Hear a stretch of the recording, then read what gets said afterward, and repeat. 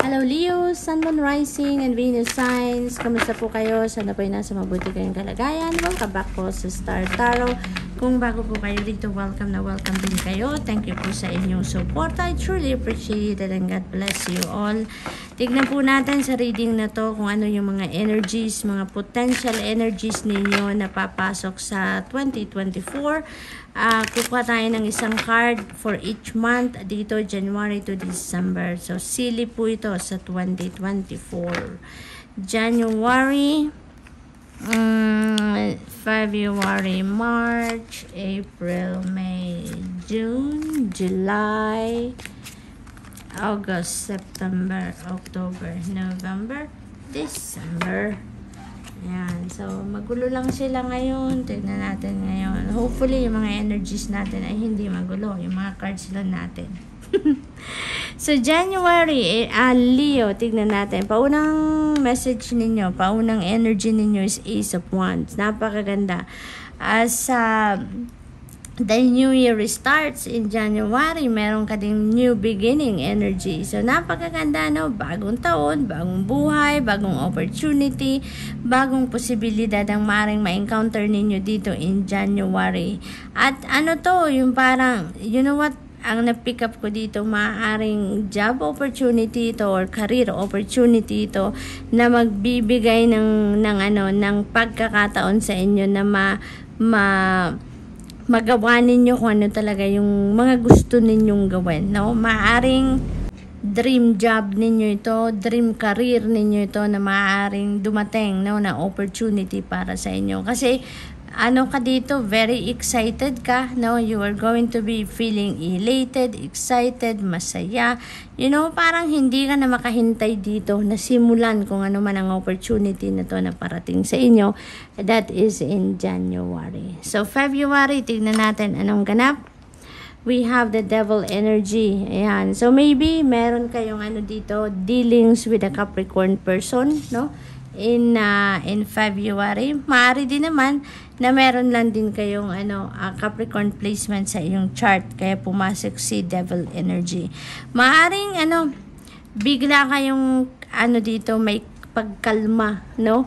Na excited kayo dito sa January pagpasok ng buwan na yan dahil dyan sa mga bagong opportunity parating.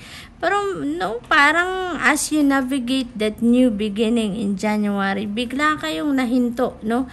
Sa February, bigla kayong nagkaroon ng self-doubt dito, maaring magkakaroon kayo dito ng fear.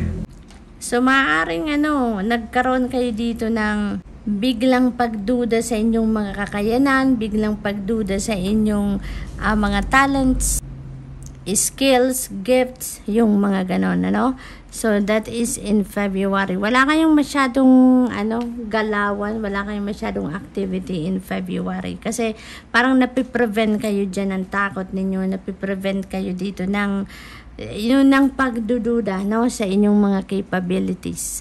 So, pagdating ng March, meron tayong magician energy. So, ang extremes, no, ng ninyo, ng energies ninyo. Dito, nag-procrastinate kayo, natakot kayo, huminto kayo. Pagdating ng March, aarangkada kayong muli, no? Leo, parang dito siguro marirealize ninyo towards the end of February, siguro marirealize ninyo na, bakit ganito nangyari sa akin? Bakit bigla akong natakot? Bakit bigla akong nagduda, diba? So, maaaring may mga realization dyan na babangon kayong muli. Yung you're going to be, to break away from that fear and self-doubt. Maaring may mga makakausap kayo dyan, na mga tao na mag-encourage sa inyo, magpapaliwanag sa inyo, magbibigay sa inyo ng ibang perspective, ibang ideas naman na maaring gawin ninyo. Yung mga ganon, kaya biglang magkakaroon ng energy shift dito towards the end of February, no? Pagdating ng March, ayan, babangon na kayong muli, no? Aarangkada na kayo, gagawin nyo na ngayon kung ano yung mga na-pending ninyong gagawin around February. So, by March, talagang tututukan nyo yan, magsisimula na kayong muling gumalaw. You're going to take the practical steps dito na dapat nagagawin ninyo para maipagpatuloy ninyo kung ano yung mga plano ninyo, mga pangarap ninyo, yung mga heart's desires ninyo. You are going to take action and you're going to make things happen sa ngayon. No? Maging seryoso na kayo dito around March. Tututukan ninyo dito yung mga bagay na kailangan ninyong gawin para magtagumpay kayo, no? Sa mga plano ninyo. So, by April, we have 2 of Wands. Ayan. So, napakaganda dito, no? Kasi, marami ng opportunities dito ang papasok. Maraming possibilities ang papasok dito sa inyo. Marami kayong plano, no? Marami kayong plans, marami kayong ideas dito na maaaring nalilito kayo kung ano yung uunahin ninyo. Maaaring ganon. Maaari din na yung mga opportunities na to related sa travel, no? Travel agad ang narinig ko dito. Kaya siguro travel plans or siguro trabaho abroad, maaring yun ang ina-applyan ninyo, maaring yun ang sinisikap ninyo na mangyari or ginagawa ninyo ng paraan, naghahanap siguro kayo ng maa-applyan or maybe nagsisipag kayong mag-ipon, mag-gather ng mga documents na kailangan para makapag-apply kayo trabaho abroad, maaaring ganun, no? Travel dito, very imminent ang travel plans dito for Leo around April. So, pagdating ng May, ang energy ninyong posible dito is the High Priestess energy. So, dito naman, dahil marami kayong planong gagawin dito, no? Ano na kayo dito, sigurado na kayo dyan sa mga gagawin ninyo. Kumbaga, konkreto na ang plano ninyo dyan. Pero, before you take action on that plan, no? Nire-remind kayo ng spirit dito na hayaan ninyo na maging gabay ang spirit sa inyo, no? Sa mga gagawin ninyo. Before you embark on that endeavor, kung ano man ang mga pinaplano ninyo, allow your intuition to be your guide. Kasi alalahanin natin, Leo, na yung intuition natin, that is a direct message from the divine, no? Divine guidance yan. Kaya napakahalagang pakinggan ninyo, sundin ninyo, sa bawat galaw na gagawin ninyo, sa bawat plano na gagawin ninyo, sundin ninyo, pakinggan ninyo kung ano ang binubulong ng iyong intuition. Yun ang ano dito, yun ang reminder sa inyo pagdating ng May. Bago kayo magsimula, bago kayo mag-implement ng kung ano man ang pinaplano ninyo, konsultahin nyo muna yung iyong intuition nang makasiguro kayo na hindi kayo magsasayang ng oras, effort, mga resources, no? At mapunta talaga kayo sa tamang daan, no? So, para hindi kayo magsayang ng kahit ano pa man. So, pagdating naman ng June, ang energy ninyo is 7 of Cups. Ayan. See? Napakaganda, di ba? Multiple opportunities ang inihahain sa iyo ng spirit dito. Marami kayong pagpipilian, maraming choices. Kahit konkreto na yung plano ninyo dito around April, alam niyo na kung saan kayo papunta. Alam niyo na kung ano ang gagawin ninyo. Pero, pagdating ng June, ang daming opportunities na hindi ninyo ine-expect na maaaring dumating. Maraming opportunities ang sasalubong sa inyo dito, no? Kaya pagpipilian ninyo ito, maaaring malito kayo dyan, maaaring maaligaga kayo dyan, dahil maaaring sabay-sabay ang pagdating ng opportunities na to. Kaya medyo siguro may confusion dito ang iba sa inyo. Kaya importante talaga din dito, no? Sa pagpipili ninyo ng opportunities na to, kung ano yung unahin ninyo or kung ano yung kukunin ninyo, makinig talaga kayo sa iyong intuition, no? Makinig kayo para magabayan kayo kung alin yung best, no, na nakukunin ninyo dito. Okay? So, yun pa rin si High Priestess, no? Left and right, yun ang reminder sa inyo na pakinggan ninyo ang inyong intuition.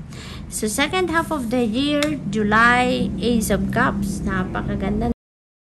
You made a choice na dito, Leo, no? Dito sa opportunities na hatid ng energy na to.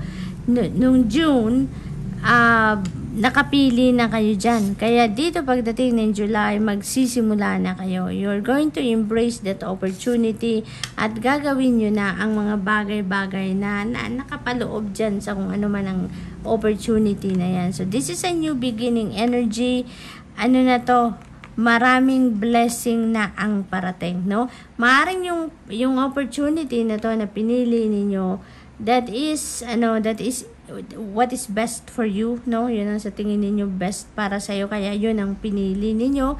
At ano yan, in alignment yan with your destiny. Maaring in alignment yan with your life purpose. Kaya pag ano ninyo dyan, pag embrace ninyo ng opportunity na yan, ang daming support ang ipapadala sa inyo ng Divine Universe dito, na sa gayon magawa ninyo kung ano ang kailangan ninyong gawin, no, dyan sa opportunity na yan. So may divine blessing dito, no, na parating. Kung anong kailangan ninyo, yun ang parating sa inyo. Kung ano yung makakatulong sa inyo at maitutulong mo din, no, sa ibang tao, yun ang ibibigay sa inyo in abundance, no? Hindi lang yung sakto para sa inyo, hindi lang sakto para sa pamilya mo, no, ang ipapadala sa inyo, but this is going to be a blessing na parating in abundance, nang sa gayon makapag-share din kayo sa ibang tao, no? So maraming maaring pagbabago dito sa iba't ibang parte ng buhay ninyo. Maaring pagbabago yan or new beginning yan pagdating sa relationship. Maaring merong magpapakasal na dito, maaring merong mag-welcome ng bagong baby sa pamilya, maari din na talaga to, bagong trabaho ang sisimulan ninyo dito, bagong career, bagong negosyo, no? It could be anything, depende sa inyong sitwasyon, depende sa inyong pangangailangan. Yun ang parating, no, na biyaya para sa inyo. Meron din ako nakikita dito talagang prosperity and abundance. So maaring financial blessings and financial opportunities na maganda talaga ang parating sa inyo dito, no? So by August, meron tayong 5 of Pentacles. Ayan. So feels like dito, Leo, maaring dito sa July, maraming financial blessings and opportunities ang parating sa inyo dito. Kaya dito sa 5 of Pentacles, parang sinasabi sa inyo dito na ano nangyari, hindi yata ninyo na-manage ng maayos yung inyong mga biyayang natanggap, no? Kaya pagdating ng August, medyo may konting imbalance dito na mangyayari, no? Merong imbalance, feeling ninyo dito isolated kayo, wala kayong support, wala kayong mapuntahan, mahingan ng tulong, no? Parang feeling abandoned kayo dito, left in the cold, kumbaga. Kaya parang lugmok dito, no? Low vibe kayo dito, Leo. Yun ang posibilidad, Maaari din naman nating baguhin ito, no? Silip lang natin to, potential lang na energy ito, Leo. Kaya meron tayong kakayanan na baguhin, no, ang mga energies na to. Meron tayong magagawa para kontrahen kung ano man ang hindi natin gusto dito sa energies na to. Makukontra natin yan, mababago natin yan. Marami pa, ang haba pa ng panahon natin para mabago ang sitwasyon na to, no? So dito sa 5 of Pentacles, no, yun ang potential na energy ninyo. But for sure magbabago pa rin yan dahil marami pa tayong pwedeng gawin dyan, no? From ngayon, November, December, January, ang haba pa, di ba, ng marami pang buwan yan. Magagawan pa natin ng paraan na hindi mangyari sa atin yan, di ba? So ito maring may problema sa pera ang iba sa inyo dyan or relationship. But we can always change this one, no? Ano lang to, potential energies lang, as I've said. So pagdating ng September, meron tayong 10 of Swords. Ayan. So 10 of Swords, yung tens, that resonates with endings and beginnings. So, meron kayong tatapusin dito, no? At meron kayong sisimulan. Meron kayong isasarang pinto dito because magbubukas kayo ng bago, 'di ba? So, most likely yung isasara ninyo dito is yung sitwasyon ninyo dito sa Five of Pentacles. Kung ano man yan, kung nagre-resonate man yan sa pangkaperahang sitwasyon or sa relationship situation, whatever that is, na inyong magiging sitwasyon dyan, tatapusin nyo na yan. You're going to break away from that energy at iiwanan nyo na yan. You're going to leave that behind you at handa kayong magsimula ng bagong buhay. Magsisimula kayo ng mas magandang sitwasyon, no? Magiging optimistic kayo dito pagdating ng September, no? Ano ninyo yan, ilalet go nyo kung ano man na nagpapabigat ng inyong damdamin, nagpapagulo ng iyong isipan, whatever it is na burden, no? Sa inyo, iiwanan nyo na yan pagdating ng September. So, pagdating ng October, meron tayong Lover's energy. Ayan. Important decisions coming in dito para sa inyo. Maaring related yan sa inyong mga relationship, love and romantic relationship. Maaari din naman yan na relationship ninyo with kaibigan, with kapamilya, with katrabaho. Whatever it is, no, it is going to affect your relationship for the long term. Kaya napakahalaga ang imbitasyon sa inyo dito o reminder para sa inyo sa pag-iisip ninyo ng inyong magiging desisyon dito sa inyong mga relationship, kung ano man ang apektado, no, pag-isipan ninyong mabuti, no? Think twice, thrice, yung mga ganun, mas marami pang beses nang sa gayon, maging sigurado kayo sa kung ano man ang gagawin ninyong desisyon. Handa kayo sa magiging consequence ng inyong desisyon because sinasabi ng energy na to sa inyo na kung ano man ang magiging desisyon ninyo dito, it is going to have a great impact sa course of your life ninyo. No, hindi lang short term but for the long term. Kaya napaka-importanteng pag-isipan mabuti, no? Maaari din ng iba sa inyo dito merong kasalan, maaring naghahanda kayo sa isang kasalan, maaring ganun ang ganap, may engagement siguro, or ang iba sa inyo, if you are still single, maaring papasok kayo dito sa isang bagong love and romantic relationship, no? Pagdating ng November, meron tayong 9 of Wands. Ayan. So, huwag kayong susuko, no? Continue to persevere. Continue na maging kayo. Persistent kayo sa kung ano man ang plano ninyo. Pagtiyagaan ninyo, konting tiyaga na lang ang kailangan ninyo dito. So, kung ang kailangan ninyo dito, pagpapasensya dito sa mga sa kung anong sitwasyon ninyo dito sa Lover's energy, kung yan ay sa relationship ninyo sa person ninyo, sa kapamilya, kaibigan, kung ano man ang sitwasyon ninyo dyan, no, pagtiyagaan nyo, no, yun ang advice sa inyo dito. Huwag ninyong i-give up, no, huwag ninyong i-give up dahil kung meron mang konting challenge dyan, kung meron mang konting problema dyan, no, masusolusyonan ninyo yan. Konting tiyaga lang ang kailangan ninyo. Huwag kayong sumuko, kumbaga. Huwag ninyong sukuan. Dahil parte naman yan, no. Sometimes talaga may mga humps and bumps tayong na i-encounter sa buhay, sa kahit anumang journey natin. Pero nalalampasan natin yan. Dahil hindi naman tayo bibigyan ng challenge sa buhay or problema na wala tayong matututunan or hindi natin malalampasan. Kaya dito, inaanyayahan kayo na huwag kayong mag-give up. Huwag ninyong sukuan kung ano man ang sitwasyon ninyo. Bagkos, no, be optimistic, no, na mapagtatagumpayan ninyo yan, matatapos ninyo yan, at in the end, you are going to be able to claim your victory dito, no? So, December, Leo, meron tayong Ace of Swords. See? Tignan ninyo. Diba? Magtatagumpay kayo. This is victory. This is victory. Kung ano man dito, kasi parang napapagod na kayo dito. Yan na na-pick up ko dyan. Parang napapagod na kayo. Nagsasawa na kayo sa inyong sitwasyon. Parang inisip niyo dito na tagal ko nang pinagtatrabahuan to, ang layo na narating ko, pero parang hindi ko pa rin nakikita kung saan ako papunta, no? Parang hindi nyo pa nakikita kung saan yung finish line, kung baga dito, kaya parang napagod kayo, parang susuko na kayo, no? Yun ang energy ni 9 of Wands. Pero tignan niyo by December, no, sa pagtsatsaga ninyo, you're going to continue to persevere dito, magsisikap pa rin kayo, magtsatsaga kayo, magtitiis kayo. At pagdating ng December, there's going to be a significant breakthrough coming in at magtatagumpay na kayo. There's new ideas dito, new inspiration, may mga bagong gabay sa inyo na parating dito. And that is going to give you the opportunity para masolusyonan ang inyong mga paghihirap dito, no? Pagtatagumpayan ninyo ang lahat ng yan at magsisimula kayo ng bagong buhay. There's going to be a new path opening up for you dito pagdating ng December, no? You're going to end the year 2024 with a bang dito, no?